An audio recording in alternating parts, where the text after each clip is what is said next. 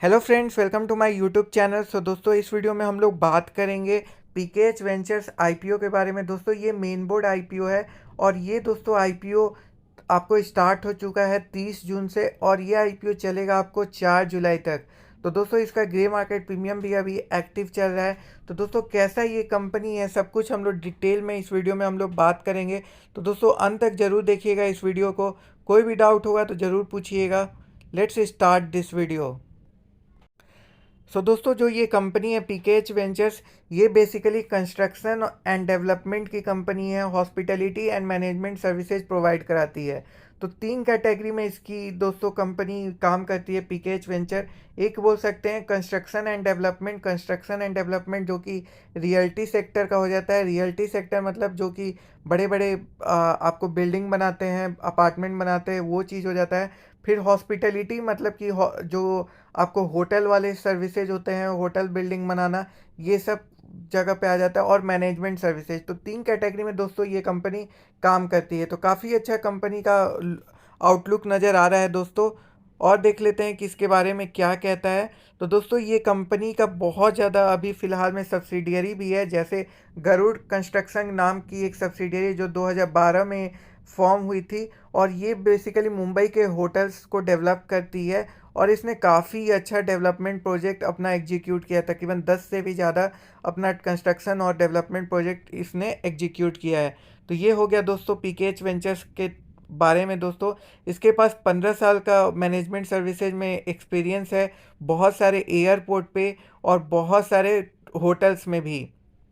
ये पीकेएच venture operate करता है लग्जरियस रिजॉर्ट में भी। जैसे अगर बोले तो आम्बी वैली जो लोनावला नियर मुंबई में है, वहाँ पे ऑपरेट करता है। और इसका बहुत ज़्यादा नेचुरल एक्सटेंशन होटल बिजनेस में काफ़ी ज़्यादा है। जैसे अगर बोले तो बहुत ज़्यादा रेस्टोरेंट भी इसके ब्रांड के अंदर है। Balaji, Golden Chariot, Zebra Crossing, Casablanca, QSR और बहुत सारे मुंबई सालसा जैसे ब्रांड इसके अंडर में है। दोस्तों, अब आईपीओ के डिटेल्स के बारे में बात करते हैं। तो आपको कंपनी के बारे में एक आउटलुक मिल गया होगा कि कंपनी क्या काम करती है, कैसी ये कंपनी है। तो दोस्तों, जो पीकेएच वेंचर का अगर आईपीओ डिटेल्स बताए तो जैसे मैंने बोला 30 जून से 4 जुलाई तक की ये कंपनी थी। मतलब 4 जुलाई तक ये आईपीओ रहेगा, ट्यूसडे के दिन तक। एक दिन इसका ऑलरेडी हो चुका है। तो ये ध्यान रखने वाली बात है कि एक दिन इस कंपनी का ऑलरेडी हो चुका है। फिर बात करें दोस्तों प्राइस कितना रखा हुआ है। तो प्राइस इस कंपनी का रखा हुआ है 140 से 148 रुपीज़ पर शेयर। तो 140 से 148 रुपये रखा गया। तो हमेशा हम लोग को अपर प्राइस पे ही ध्यान देना है दोस्तों। फ्रेश इशू भी है और ऑफर फॉर सेल भी है। टोटल जो आईपीओ का साइज है वो 380 करोड़ के आसपास है, जिसमें से 110 करोड़ के आसपास ऑफर फॉर सेल है और 270 करोड़ के पास फ्रेश इशू है। फ्रेश इशू मतलब होता है नए शेयर मार्केट में लाए जाते हैं। ऑफर फॉर सेल मतलब होता है एग्जिस्टिंग शेयर को क्या किया जाता है, बेचा जाता है दोस्तों, जो प्रमोटर के द्वारा अपना होल्डिंग को ऑफलोड किया जाता है। मिनिमम बिडिंग आपको 100 शेयर के लिए करना होगा, जिसके लिए आपको पैसे लगाने होंगे 14,800 रुपये। तो ये ध्यान में रखना है आपको, 14,800 रुपये आपको लगाने होंगे, तब जाके आपको ये आईपीओ का एक लॉट मिलेगा। बाकी रिटेल का कोटा इसमें 35% है। लिस्टिंग होगा बीएसई एनएसई दोनों जगह पे। अब दोस्तों बात करते हैं सबसे इम्पॉर्टेंट, इसका फाइनेंशियल परफॉर्मेंस क्या कहता है। दोस्तों, यहाँ पे रिवेन्यू कंपोनेंट है, एक्सपेंसेज है, नेट इनकम है और मार्जिन है। नेट इनकम मतलब प्रॉफिट आफ्टर टैक्स है। तो 2020 के अगर प्रॉफिट आफ्टर टैक्स आप देखोगे तो ये था 14 करोड़ 9 लाख था। वहीं 2021 में अगर आप देखोगे तो ये 30 करोड़ 57 लाख, मतलब 2 टाइम से जंप किया है 2020 से 2021 में। फिर वहीं 2021 से अगर 2022 में आप देखोगे तो इसने 1.5 टाइम्स से जंप किया है। तो ये काफ़ी अच्छा जंप हम लोग कह सकते हैं ये अपने 3 साल के फाइनेंशियल ईयर में किया हुआ है। फिर अभी तक 9 महीने का डेटा है। 9 महीने के डेटा में जो डेटा आ रहा है 28 करोड़ का इसने कर लिया। तो ये जो बिजनेस का एक्सपेंशन है मतलब प्रॉफिट है, ये काफ़ी अच्छा आउटस्टैंडिंग लग रहा है। मतलब फंडामेंटली स्ट्रांग लग रही है कंपनी। मार्जिन भी year on year wise growth देखने को मिला है। तो ये काफ़ी अच्छा फंडामेंटल शो कर रहा है कंपनी। बाकी कंपनी के बारे में और भी डिटेल देखें, वैल्यूएशन और मार्जिन, तो दोस्तों अर्निंग पर शेयर जो कंपनी का है वो 2022 में 6.33 है। Earning per share equal to होता है total income divided by outstanding share. तो एक शेयर पे कंपनी कितना पैसे कमा रही है वही होता है ईपीएस। तो ईपीएस 6.33 है। कंपनी का ईपीएस थोड़ा कम है, ये आई होप कंपनी का ईपीएस थोड़ा ज़्यादा होता तो ये थोड़ा अच्छा भी देखने में लगता, बट ये ठीक है। बाकी पी रेशियो कंपनी का 22.12 से 23.38 है। तो पी रेशियो लेस देन 25 रहता है तो बोला जाता है कंपनी का जो प्राइस है 148 पे जो प्राइस लाई है वो काफ़ी सही प्राइस है, मतलब ज़्यादा ओवर वैल्यूड नहीं है ना ही अंडर वैल्यूड है, ठीक है। बाकी रिटर्न ऑन नेटवर्क 12% का रिटर्न ऑन नेटवर्थ है। तो कंपनी का रिटर्न ऑन नेटवर्क भी काफ़ी अच्छा है।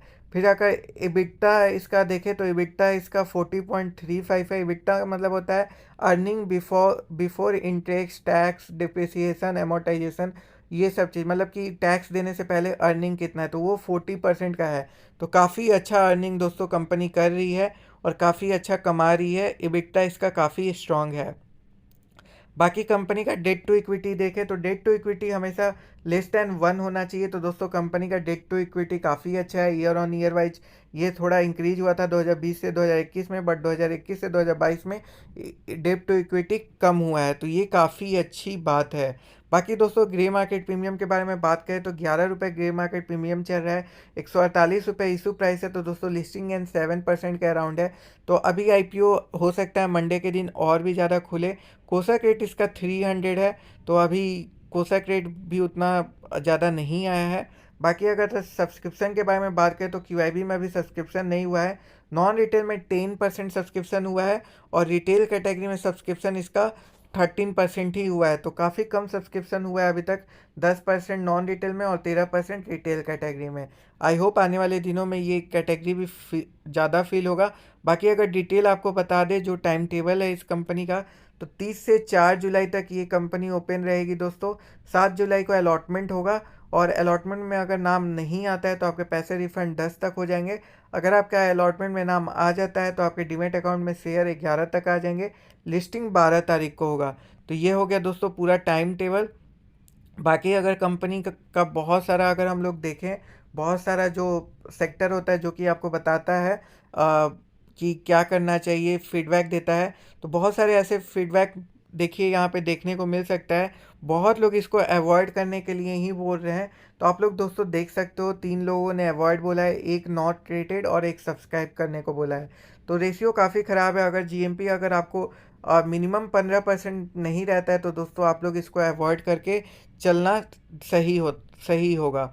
बाकी इसका रजिस्ट्रार, कंपनी का registrar link in time India private limited है। तो इसी के वेबसाइट पे जाके आपको अपना अलॉटमेंट स्टेटस चेक करना होगा। तो ये रहा दोस्तों पीकेएच वेंचर्स आईपीओ के बारे में। तो बहुत जो ये आईपीओ का सक्सेस डिपेंड करेगा इसके ग्रे मार्केट प्रीमियम पे। अगर ग्रे मार्केट प्रीमियम सही रहता है तो मैं भी बोलूँगा आपको अप्लाई करने को। अगर नहीं सही रहेगा तो बिल्कुल आप लोग इसको अवॉइड करके चल सकते हैं। Thank you for watching my video. If you are new to my channel please do like and subscribe my channel. Thank you. जय हिंद, वंदे मातरम।